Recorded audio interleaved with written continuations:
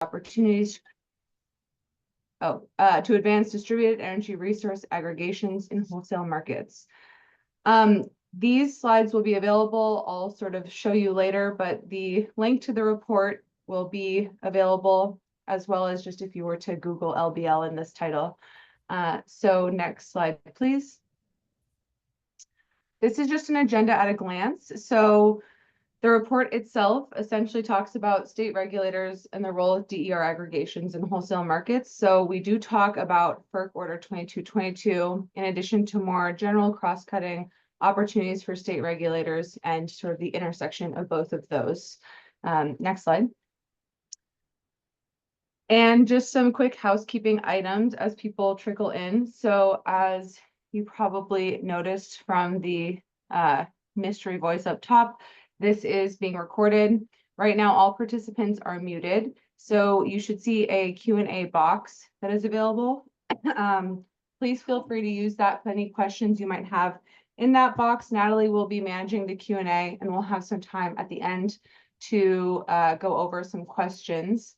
And we can also, I think, answer some of those just via typing as we go as well, if it's a quick question. So this is being recorded. It will be available later on. Again, you can just sort of Google the title of this presentation, LBL, and it should come up.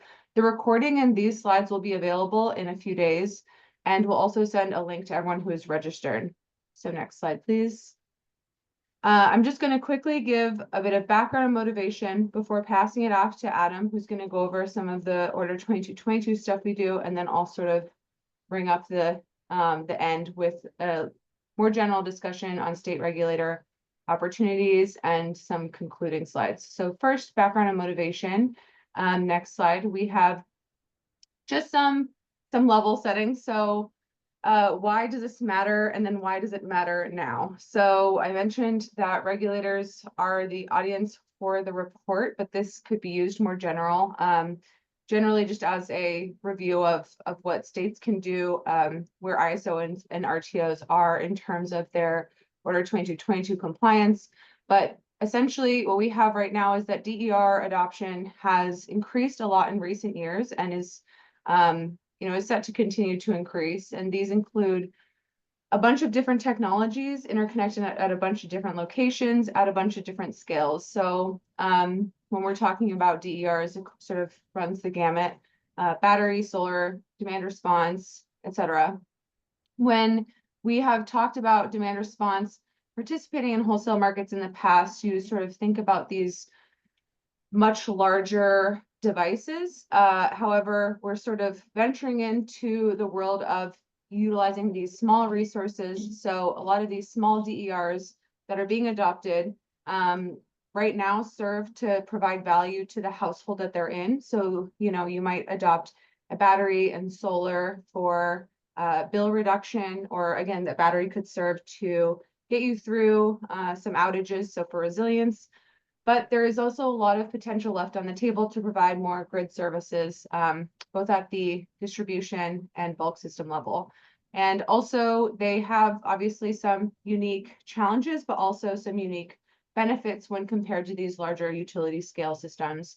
So I list here a few of those, which are shorter siting, planning, and construction timelines. I think it's been acknowledged in the news that a lot of interconnection delays might apply to some of these bigger resources, and they don't necessarily extend quite as long here, and especially if these resources already exist and are ready to get out there quickly, you can see grid benefits or things providing grid services a lot sooner. Also, these devices are co-located with load and usually in load centers, which can again provide some unique opportunities. And anything where you're utilizing something that already exists on the grid, and it means that you don't have to upgrade or replace something larger on the grid, could lead to affordability or promoting affordability and less stuff that you're rate basing. And so, reduced upward pressure on rates. So finally, just the main concluding statement we have here is just that state regulators have a big influence over DER programs at the retail level under their jurisdiction, obviously, but also they have both an indirect but also a bit of a direct impact on how successful these programs can be at the bulk system level. And why states care, or why some of them are acting now, are just because they're already seeing high levels of DER adoption, or even just high concentrations in certain parts of their territory. They also might have specific state goals that they would like alignment, sort of to utilize more DERs to promote some state goals. And then some areas are seeing very specific issues on the grid, things like resource adequacy, maybe things like they're experiencing more winter peaks where they're used to summer peaks. So there are states that are acting now to sort of take advantage of some of these benefits. Next slide. So digging into just the current state of DER wholesale market participation before Order 2222. And I will say I'm not going to go through all of the examples on the bottom of the slide. So just focusing right now on the top bullet. And we can always go back for Q&A. And again, these slides will be available. But right now, what we're talking about are the wholesale markets that are here to the right. The report does mention a couple examples of things happening in Texas and ERCOT. But because we're focusing a little bit on Order 2222 and ERCOT is outside of FERC jurisdiction, we mostly cover the other RTOs and ISOs. But we currently see DERs participating in these markets primarily as demand response aggregations, so on the load side. And then that also comes with certain limitations due to maybe not being allowed to, or not being able to inject power into the system. So the devices participating also are usually from large commercial and industrial customers. So again, less so of those smaller, say, residential customers. And I will mention that there are some states that have previously opted out of third-party aggregations, providing wholesale market services. A lot of those are concentrated in MISO and SPP, so that's sort of turquoise and gray regions. And some of those are being reversed. We talk about that a little bit later on in the report. But essentially, devices are mostly demand response participant, or they're participating as demand response if they're not always able to everywhere. And also because they're participating as demand response, it might not leverage the full capabilities of all these technologies. So now we sort of move into talking about Order 2222, which seeks to alleviate some of those issues. And then again, at the end of the presentation, we'll talk about how state regulators will have a big impact on mitigating some of these other challenges that might persist even after the RTOs and ISOs implement 2222. There's a few more things in terms of how to really implement 2222 at the state level to promote actual participation and do so successfully to actually see all those grid benefits. So with that, I will move to the next slide and pass it off to Adam. Hey everyone, my name's Adam. I'm an energy research associate at the Brattle Group. I've been here for around 5 years doing a lot of work in like battery wholesale modeling, as well as looking at sort of dynamic rate design. And so both of those really touch on this sort of intersection that 2222 has, where we need to work with ISOs and RTOs. For 2222 is really designed to look at a sort of a ISO RTO perspective, but applied to the distribution utilities and state regulators. And so it's an interesting sort of balance where really it's looking at it from the lens of ISOs and RTOs, but there's a lot of really good information that we can pull that is applicable to utilities. And since it's applicable to utilities, it's applicable to these state regulators.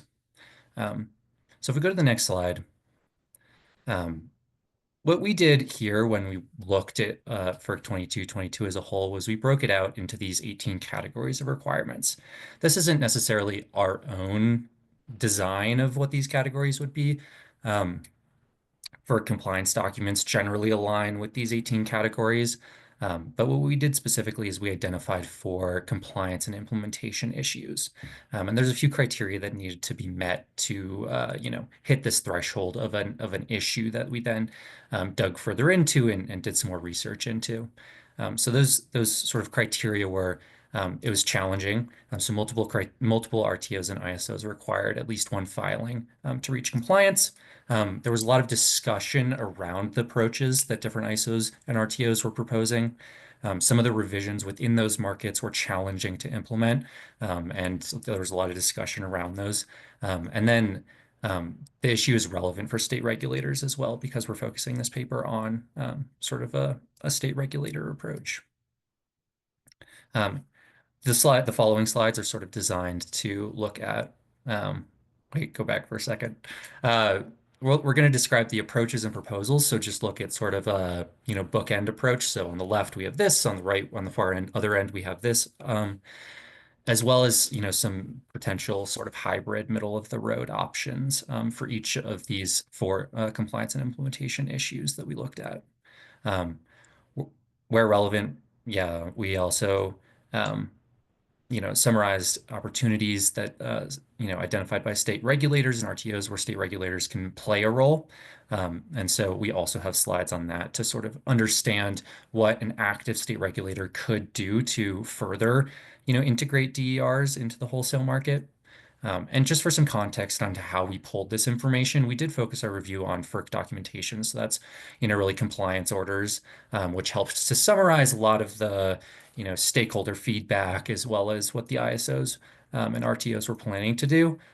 But we, also dug into some of those, actual original filing documents with commenter information and things like that, as well as pairing this information with interviews conducted with around 10 organizations, those being, staff, commissioners, aggregators, and other organizations who have different perspectives on, how the role of the state regulator can impact DER implementation, into wholesale markets. So if we go to the next slide, we can see that the 18 categories that I just discussed.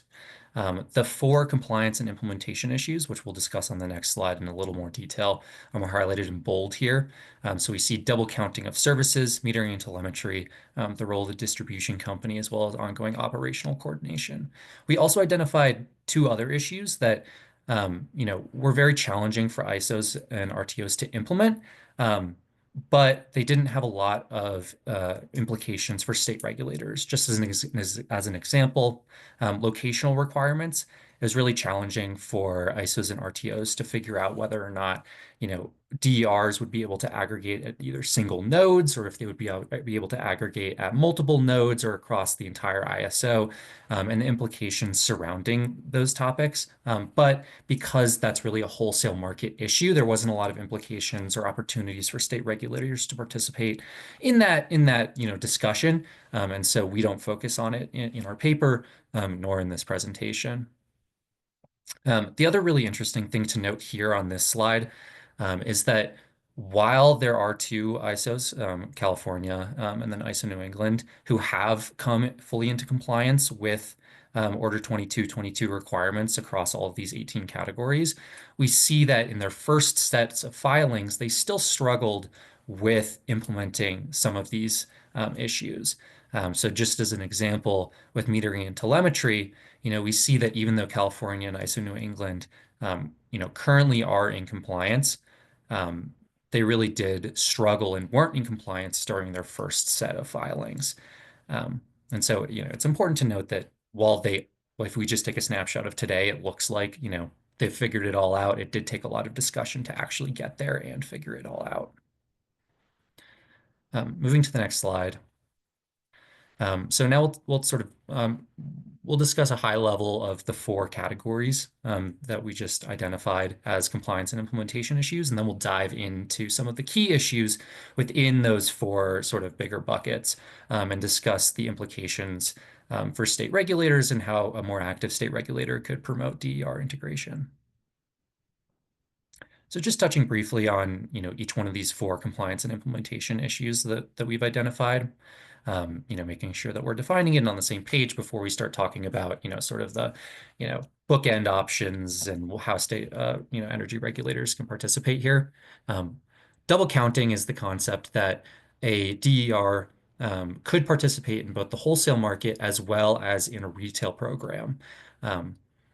the idea is that they shouldn't be able to be compensated twice for the same service. So if they're providing energy in a retail program, they shouldn't be able to provide, energy into a, wholesale market through an aggregation, essentially.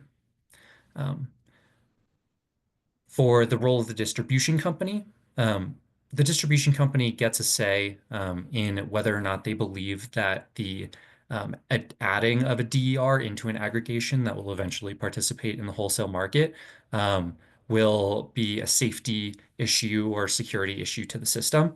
Um, and so they have this opportunity through a distribution utility review process to discuss that and sort of broach these issues with the ISO and RTO that ultimately decide whether or not wholesale participation is going to be allowed because wholesale market participation is under the jurisdiction of the ISO and RTO.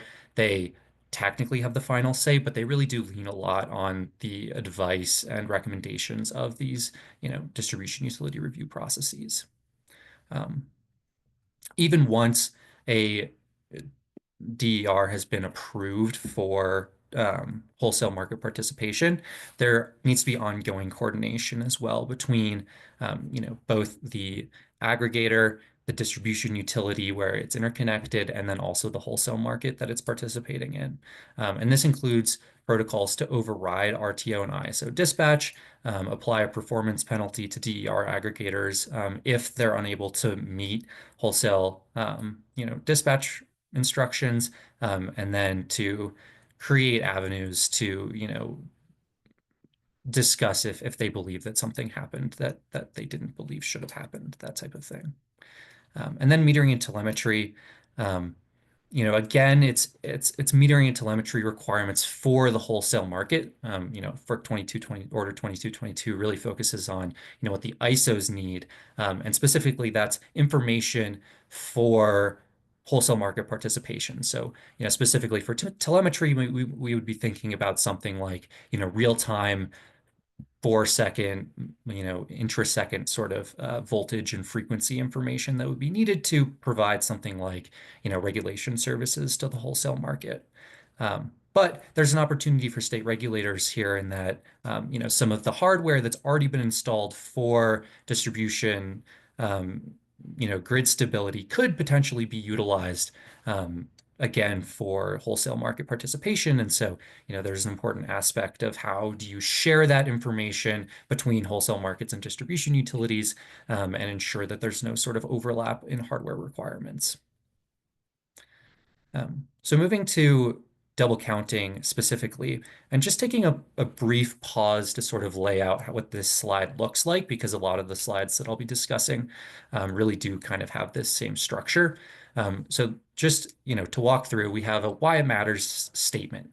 So why does double counting and why do the services provided under double counting matter? Well, dual participation across both retail and wholesale markets can maximize DER value. If you can provide, one thing to a retail market, but then that retail program doesn't actually require something like ancillary services, you can offer those ancillary services into the wholesale market, thereby, maximizing your potential as, a DER asset, but also being able to support the system as much as possible. But those DERs really can't be compensated twice because that results in sort of instability in the system and unfairness in the system to other generators and participants. So we have sort of that statement at the top. Then we have this graphic that looks at this range of options that were either discussed by utilities or discussed by stakeholders, discussed by RTOs and ISOs, or actually fully implemented by ISOs and RTOs. So looking at double counting, we have on the left, no wholesale market participation. So, in theory, if DER was to participate in a retail program, you could completely prevent them from participating in the wholesale market. On the other end of that spectrum, you could allow something like parallel participation, where an asset could participate in an energy program on the retail side and participate in something like um, like a capacity market on the wholesale side. And if they were called upon in that capacity market to provide energy, then they just wouldn't be compensated for energy in one of those two markets. So it's a much more you know, integrated concept. Um, but so those are the sort of the two ends of that spectrum. And then on the bottom, we have these two boxes here that look at, sort of the pros and cons of each side of, this range. And so, on the left, there's no wholesale market participation. So obviously there's little to no risk of double counting, but it could be overly restrictive, and discourage sort of dual participation. Whereas on the right, we have this wide flexibility to move between retail and wholesale markets, but there's a greater chance of simultaneous dispatch instructions. Um, if we go to the next slide, um, double counting also has this sort of additional sub issue, which is overruling default restrictions.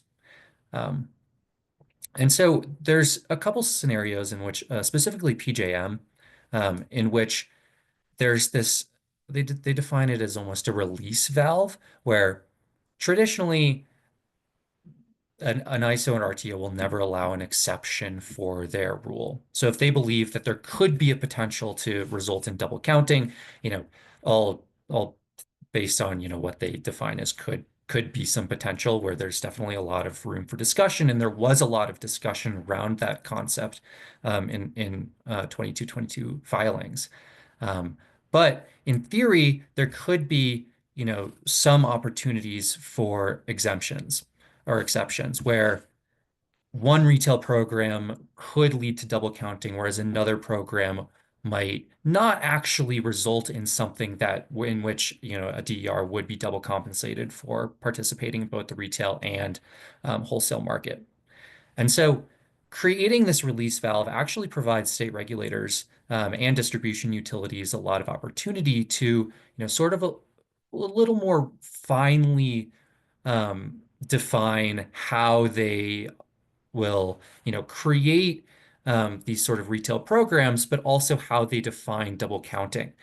Because double counting, and we'll talk about this later, but because double counting is one of the issues that shows up in this distribution utility review process, where, utilities recommend whether or not a DER should be approved for wholesale market participation, it's really a great opportunity to, um, you know, to create, um, retail programs that have these very specific, services that they're offering without any confusion around, well, maybe you're also participating in the capacity market and you're participating in the energy market. If there's no confusion around that, then it really makes double counting concerns lower. You can provide these exceptions, and therefore there could be additional participation in the wholesale market while still participating in retail markets. If we go to the next slide, and I think I jumped ahead of myself here a little bit, but here we see the other graphic that, will be on quite a few of the slides coming up. And this is really focusing on what can the state regulator, state energy regulator do. So as it pertains, just walking through on the left side, we see sort of a business as usual state regulatory action that could be happening. So sort of not taking an active role in this opportunity, essentially deferring to what distribution utilities are going to do, or decide. Or on the right, we have, a state energy regulator opportunity that goes a little bit beyond, business as usual, that could complement Order 2222 instructions. As it pertains to double counting, we see that, there's sort of three buckets of, responsibilities that state regulators have for, as it pertains to double counting. So, and I think I'd already touched on some of these, but defining double counting, evaluating double counting, and then influencing the design of retail programs. And so if a state energy regulator can develop clear guidelines for what comprises double counting, establish criteria for rejecting a DER, into an aggregation based on double counting, and really refine that and make sure that it's as, granular and as specific as possible, and then identify dual participation opportunities in existing programs and sort of incentivize new programs to really, well define what services are being provided in the retail market, then that opens up avenues to also participate in the wholesale market. So moving on to the role of the distribution company, and again, we see this, sort of same slide design. Um, The main issue here is the review process that occurs. So the distribution utility, um, is responsible for making a recommendation to the ISO and RTO about whether or not an asset, a DER, should be able to participate in the wholesale market. On one side, we can create really strict guidelines for approving or rejecting DER participation. Those could be detailed, super transparent, and would ensure that, it's identically being applied to every single one of these DERs. Um, but it's also important to recognize that distribution utilities, understand their system much better.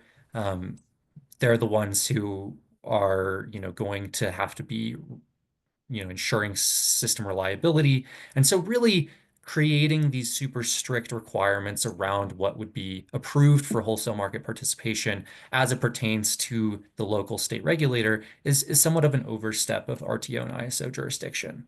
Um, and so because the ISOs and RTOs aren't providing these super strict um, requirements, there's an opportunity for state energy regulators to sort of hop in and create guidelines around what kinds of oversight should occur, and what kinds of issues should be considered for approval into wholesale markets. So if we go to the next slide, we see that, there's really sort of these two buckets of roles that the state energy regulator can play here. They can develop criteria for DER's exclusions. So, sort of actively participating in that role would mean developing criteria with utilities and aggregators, to understand, um, you know, what would exclude a DER, and then really clearly communicate those, um, and minimize, what would be defined as an exclusion criteria. And then as you move into the future, making sure that those are continually updated and monitored and refined so that, as the energy market changes and additional DERs come online and the distribution system changes, that, DERs are allowed to participate in the wholesale market to the best of their ability while also not sacrificing grid's stability. Going to the next slide. Now we're talking about our third compliance and implementation issue, which is ongoing coordination. And specifically, the override requirements for ongoing coordination are really important. We see this range here again, where on the left we could have broad controls to override. So essentially, and this is from the perspective of the ISO and RTO. So broad controls to override is saying the ISO and RTO won't put in specific criteria on what an override, on when an override for a DER should occur. Of course, you're deferring to utilities in that case, and of course, when we mention utilities, we also mean state energy regulators who could provide guidance to those underlying utilities. So that on one side, there could be no guidance. On the other side, ISOs and RTOs could establish very specific criteria for override. And generally, ISOs and RTOs have fallen, somewhere in the middle where they've provided buckets of reasons for why, a distribution utility might override wholesale market instructions, but don't provide any clear guidance on, what specifics, would require an override, essentially deferring to the distribution utilities, saying that they are the experts on their local distribution system. So a bucket might be, it's a very broad bucket, but like, grid stability or, grid security, and to say like, okay, that's a bucket of reasons for why, a distribution utility might override requirements or override dispatch requirements, but and any more detail is left open to the utility and therefore the state energy regulator to provide additional, guidance on what that might be. So looking at, specifically what the opportunities for state regulators are, we see again three sort of buckets, and um, we see defining override conditions, so making sure that these are well understood, these are transparent, and that they're sort of applied to all DERs, on the same level. Data sharing and coordination to ensure that overrides are justified and that there's communication channels open between all of these different parties, the wholesale markets, the distribution utilities, and then the aggregators themselves. And then if someone believes that a override has occurred, um, unjustly, create sort of an arbitration process to, remedy that, and figure out what went on there. And because a lot of this is, going to be overridden because of security or distribution system, local distribution system issues, it's really in the jurisdiction of the state energy regulator and the utility to create avenues for arbitration. And so, that to create and ensure that there are robust, arbitration avenues, data sharing collection, and well-defined override conditions, ensures that there's could be additional participation in the wholesale market without actually impacting what's going on the wholesale side, but really focusing on what's going on the distribution side, and how it relates to the wholesale market. Um, and then finally, our fourth category is metering and telemetry. And specifically, we're focusing on telemetry requirements. Telemetry requirements are really challenging for DERs to adhere to, mainly because telemetry hardware is really expensive. Um, there's sort of this stuck between a rock and a hard place where, on one side, telemetry requirements are required for all sort of more traditional generators, and it helps to ensure grid stability. And so, on one side, we see that some RTOs and ISOs have decided that telemetry requirements are going to be applied to all DERs as they are to traditional generators. On the other side, we see some ISOs and RTOs have opted to sort of relax some of these telemetry requirements, essentially to try and reduce the cost of entry for DERs into certain markets. And so there's two different avenues that could be used, or the ISOs and RTOs have proposed to reduce telemetry burden on some of these smaller DER aggregations. So on one side, on the top here, we can see that one of the options is to relax telemetry requirements if the aggregation itself is small, or if the services it provides are going to be a little more simplistic. So if a DER aggregation were to only provide something like energy or capacity without providing something like regulation, PJM and CAISO are willing to relax the telemetry requirements for that asset because the asset might not need that sort of 4-second frequency input onto the into the uh, wholesale market. On the other side, you know, NISO has relaxed telemetry requirements on specific DERs, saying that if a specific DER that goes into a DER aggregation is small, then it probably has less market power. The reliability of the grid will be less impacted by this small asset. And so the telemetry requirements for those assets are also relaxed.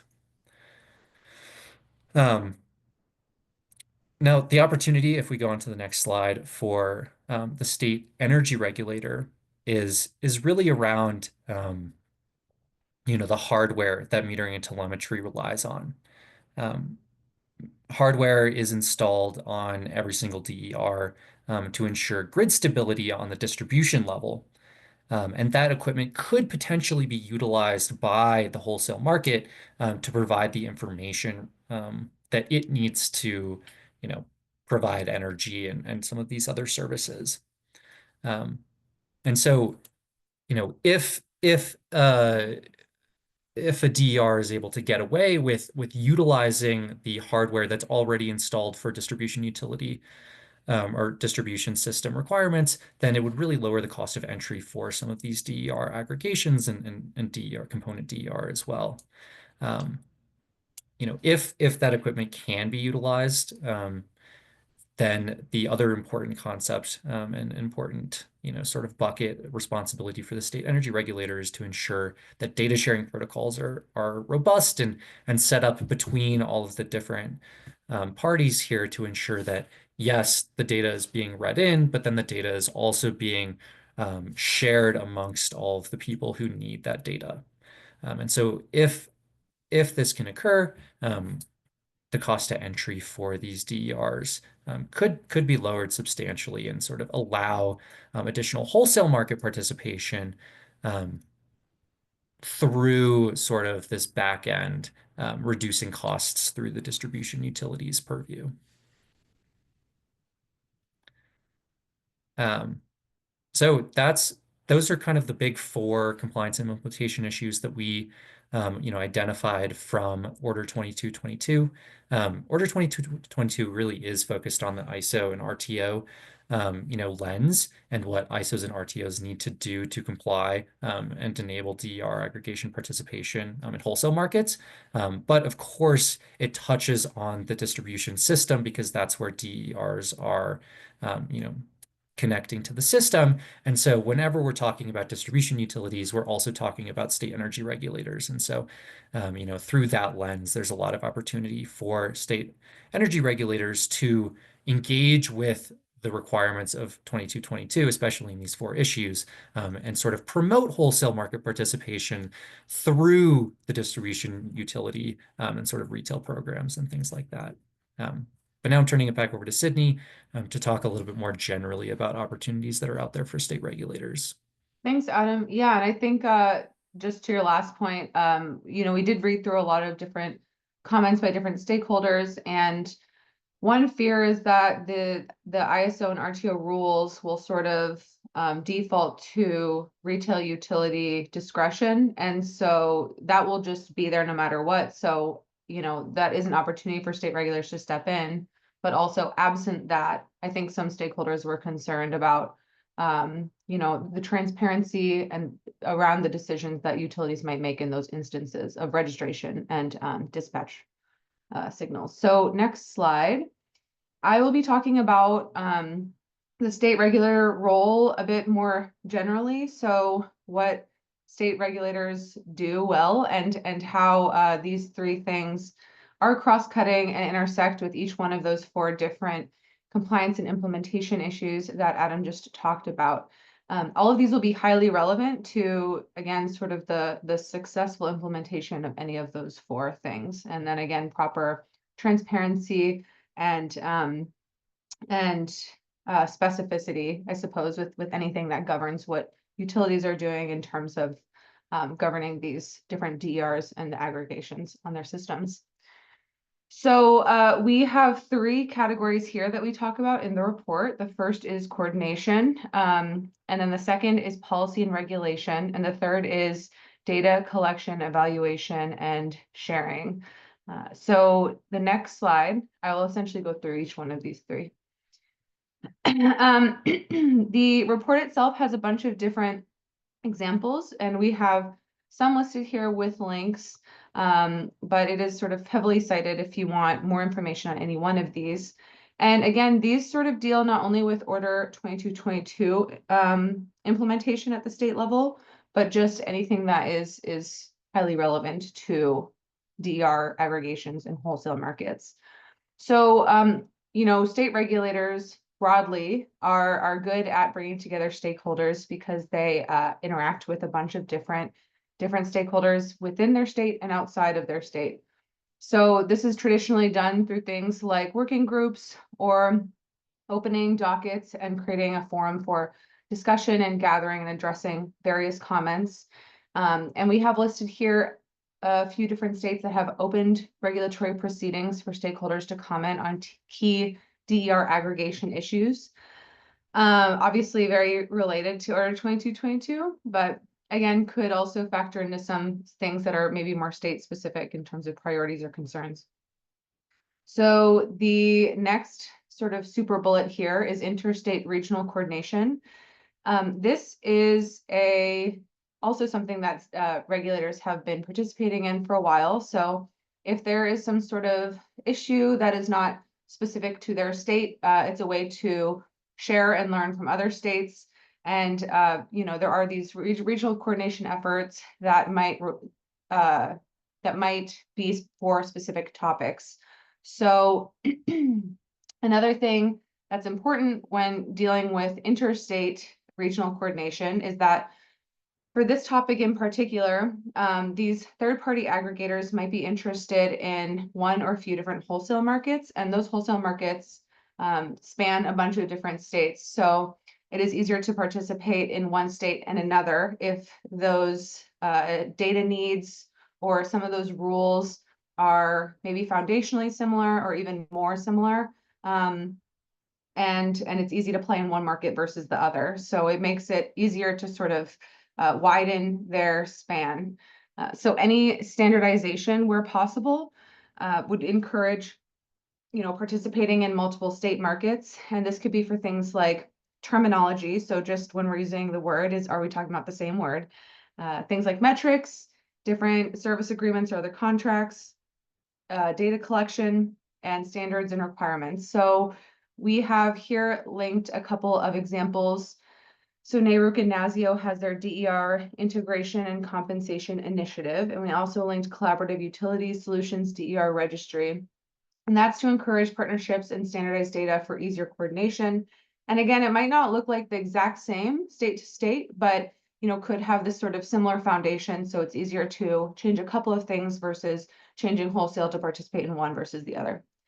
Finally, we have coordination with wholesale market operators. So this happens already, but I think that there is recognition that for Order 2222, there would need to be a higher level of coordination between retail regulators and RTOs and ISOs.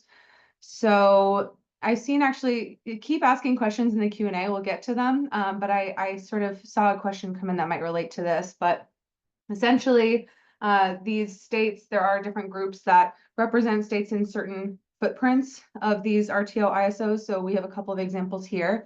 So the Organization of MISO States has been pretty vocal about the timeline for implementation at the ISO level.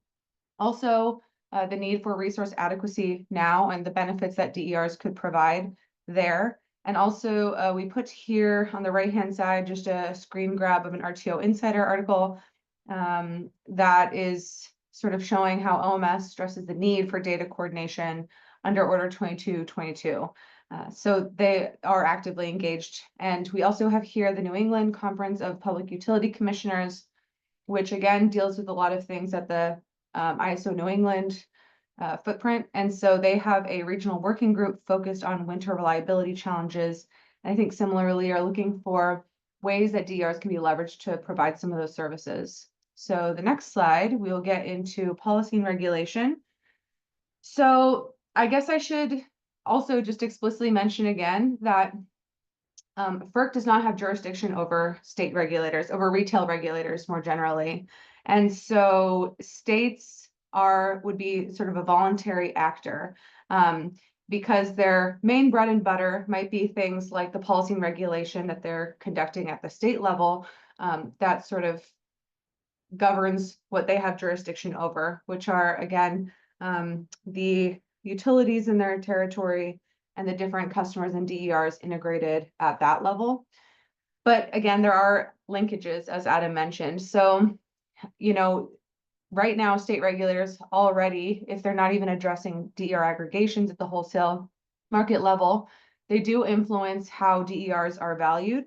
And there have been further efforts to sort of create different price signals to drive beneficial adoption and operation of these smaller resources.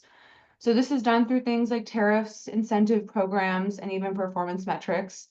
And again, that's sort of independent of aggregations and wholesale markets in general, but obviously would have a big influence over where things are deployed and maybe how the appeal of wholesale market compensation might look in comparison to other things that might be available to those DER owners. So second here is just developing related state level goals and targets. I mentioned that earlier. Third is resource planning. So including DER consideration into integrated resource planning and distribution system planning is very important. So, with higher visibility into what these systems, where these systems are, what they're doing, you can kind of get a bit more transparency on how those DERs can maybe provide different grid benefits. I mentioned earlier, larger infrastructure deferral or avoiding the building of those infrastructure needs at the, for a larger incumbent system. So that could be important. And then the fourth thing I have here is adoption of rules and standards. So Adam mentioned that the hardware is important at the state level. So what exists already for these DERs? But there are advanced inverter standards. Some states have implemented those, but it sort of differs state to state. And also there is hardware out there that could promote or that could complement or work with some of the wholesale market requirements. However, there could be some limitations on the gathering of that data. So maybe not using these advanced inverters or the metering or any sort of hardware out there to its fullest extent. So looking into what's out there, but also what's gathered from those things. So we have also in these sections in the report, we talk about when it gets a bit more specific to Order 2222. And Adam mentioned this, so I'm not going to go over, but obviously states have a huge role in setting up rules and restrictions, which again include transparency for dual participation, registration, and override conditions. And then we list here 2 states that have opened up proceedings that are focused specifically on Order 2222 implementation and have started to kind of hear from different stakeholders on these specific topics. This is sort of in early stages, but we're seeing action in Indiana and Pennsylvania, so are looking forward to seeing what happens there. So next slide is on data collection, evaluation, and sharing. This is, these 3 buckets are not modular. They overlap a lot. So this one in particular overlaps a ton with the 2 I just talked about. So I mentioned in the coordination piece that coordinating across states in the region could help with standardizing some of this data collection, evaluation, sharing, help learning from others. So it definitely overlaps with coordination. In terms of the policy and regulation, it obviously does overlap with that too. So what is required to be out there? And then this is sort of like a specific slice of both of those things. So data is a huge barrier, is what we've heard from aggregators during the interviews. And aggregators cited a lack of uniform and high quality data access to being a barrier to figuring out, which customers should we target, first of all, which customers are eligible at all, and, what are the risks associated with enrolling them in our aggregation? How likely are they to show up to any event and not be overridden, essentially?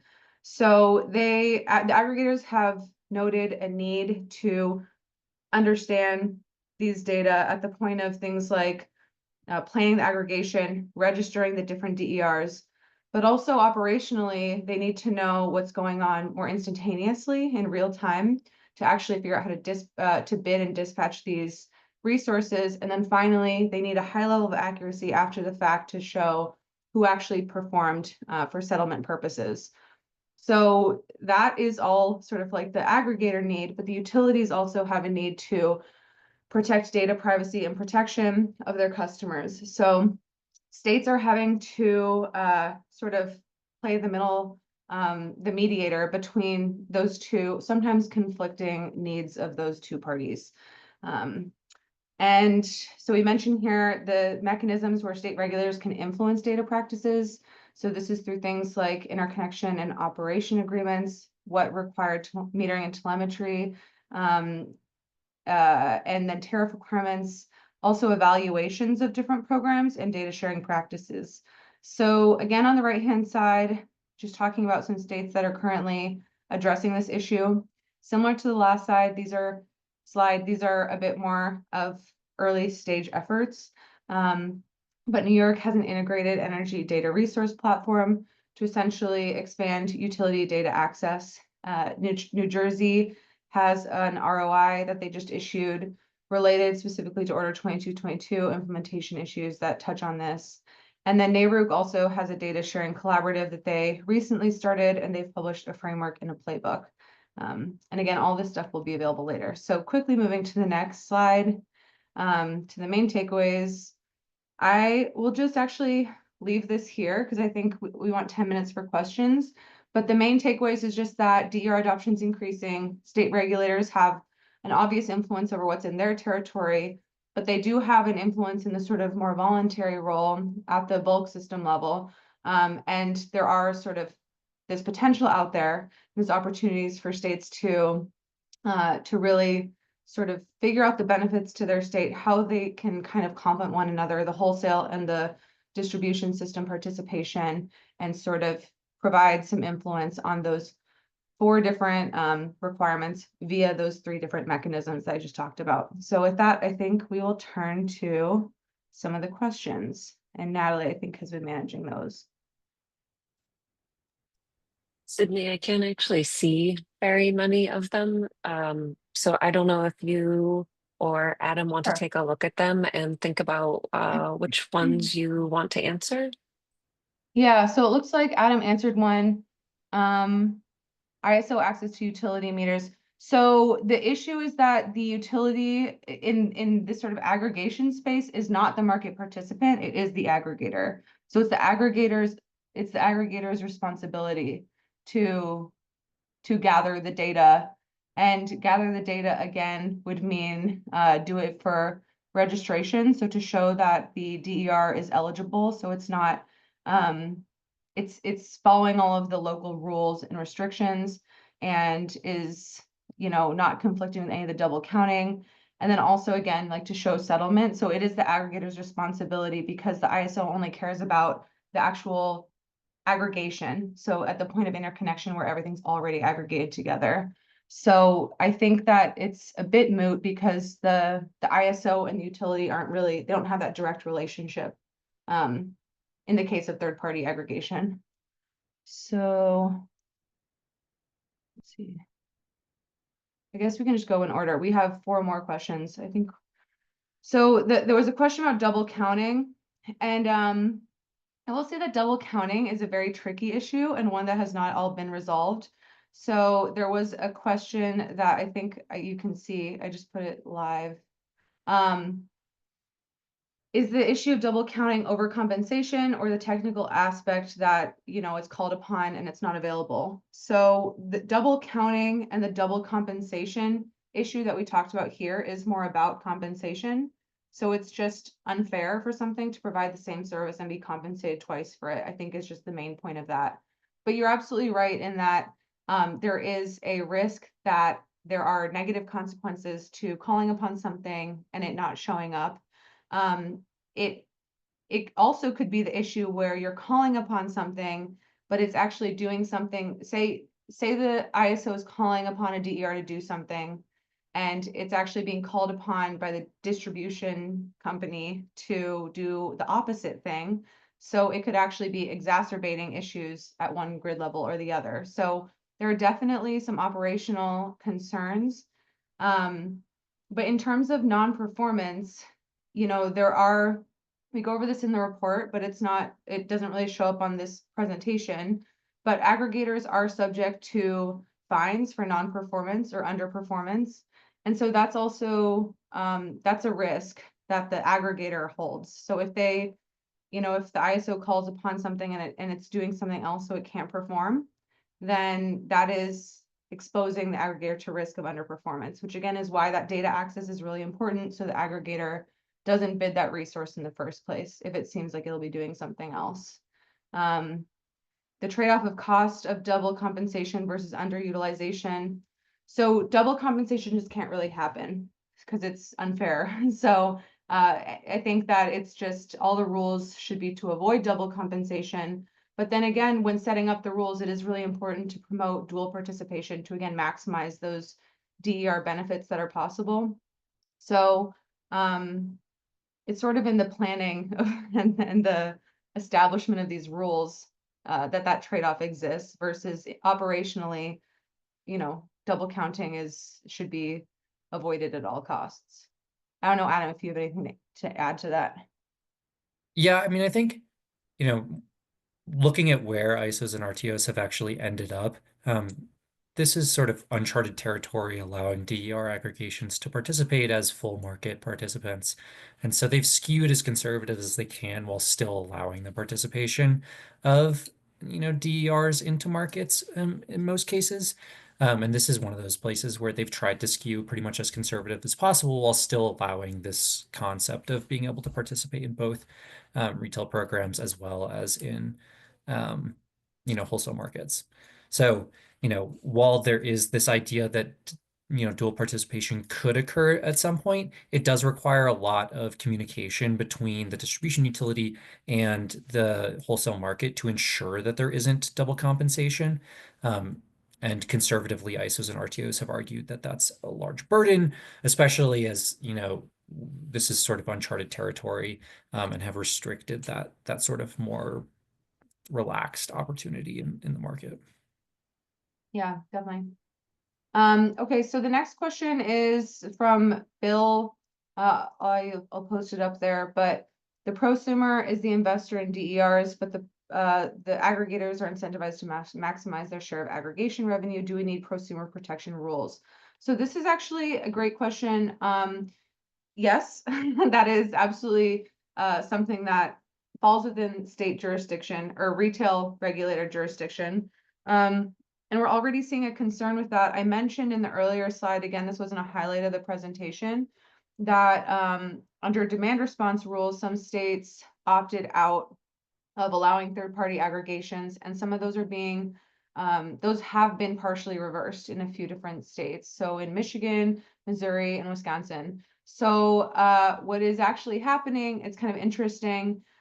Michigan was one of the first to do this, and Michigan is taking an incremental approach that the other states are kind of following, where they, most recently, December, so a year and a half ago, they are allowing aggregation of resources at the large customer level. So they are essentially saying that large commercial and industrial DR can be aggregated.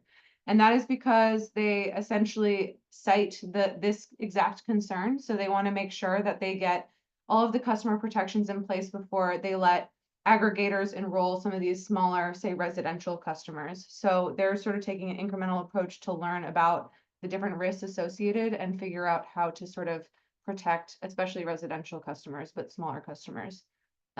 So we don't dive super deep into the specific customer protection rules, but that is a big concern, and states are actively sort of working on that question, I think. And I think this also touches base on things like locational requirements. So if an ISO and RTO relaxes those locational requirements, then more DERs are eligible to participate in any given aggregation, which means that there could be competition between those aggregations and therefore, reduce the sort of power that an aggregator has in controlling how much profit is returned to those actual prosumers. Okay, so I guess rapid fire, we have only a minute left, but also our emails are here if you have, or my email's here and Ryan Ledick, but I can sort of route any of your questions. So is having an organized market a prerequisite for enabling this level of grid-wide DER coordination? Thinking about the non-CAISO West here. So no, I think that we were focusing around Order 2222 because of just the coverage that it has.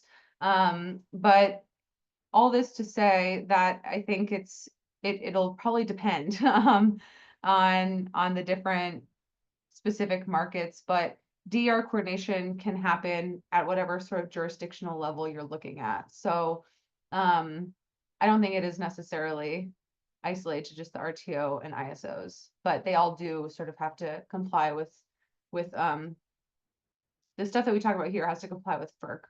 And we do have a couple of examples in Texas, which is still a market, but that's outside of FERC jurisdiction. So there's absolutely stuff happening outside of just the FERC jurisdictional areas.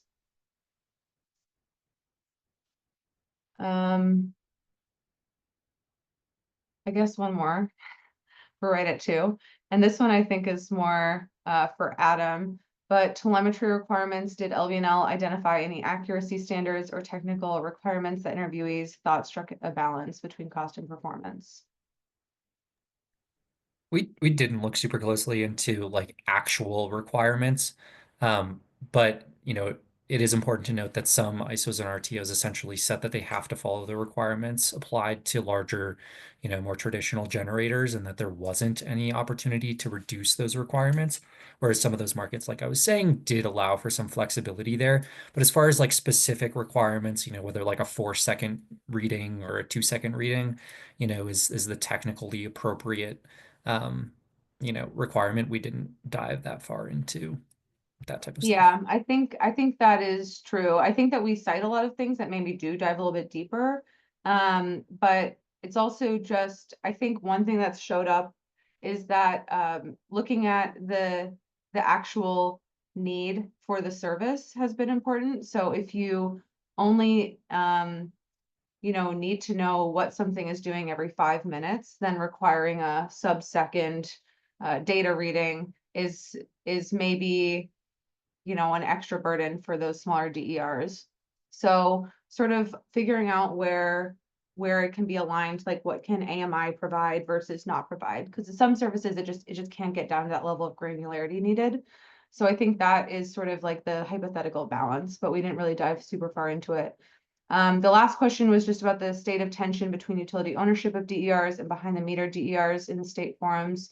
We captured this probably a little bit by going over the different comments, but this wasn't a main focus just because we were not really looking at the utility programs. We were looking at more of the third-party aggregations. I know we're 2 minutes over, so I just wanted to thank you all for joining and for the great questions. And we really welcome anyone emailing us any further questions you might have. And also just hearing from you all if there's some fun learnings in your state. So I think I speak for everyone in just saying a big thank you, and we appreciate your time. Thanks, Sydney. Thanks, Adam. And this will be available, the recording, if you have a colleague you want to send it to, in a couple of days. And we'll send that to everybody who registered. Thank you.